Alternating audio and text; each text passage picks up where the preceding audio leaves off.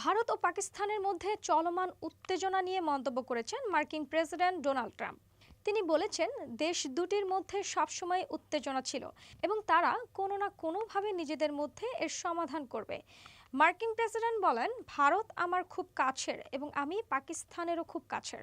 তিনি আরও বলেন, কাশ্মীর ইস্যু 1000 বছর ধরে চলছে, সম্ভবত তারও বেশি। সাম্প্রতিক ঘটনাটিকে তিনি খারাপ বলেও উল্লেখ করেন। এছাড়া ভারত ও পাকিস্তানকে সংযত হওয়ার আহ্বান জানিয়েছেন জাতিসংঘের মহাসচিব অ্যান্তোনিও গুতেরেস।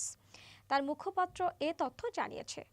জাতিসংঘের মহাসচিব দেশ দুটির মধ্যে যে উত্তেজনা বিরাজ করছে তা নিবিড়ভাবে পর্যবেক্ষণ করছেন। একই সঙ্গে এ বিষয়ে উদ্বেগও প্রকাশ করেছেন। মহাসচিবের মুখপাত্র স্টিফেন ডুজারিক বলেন, জম্মু ও কাশ্মীরে সংগঠিত হামলার নিন্দায় আমরা অত্যন্ত স্পষ্ট ছিলাম।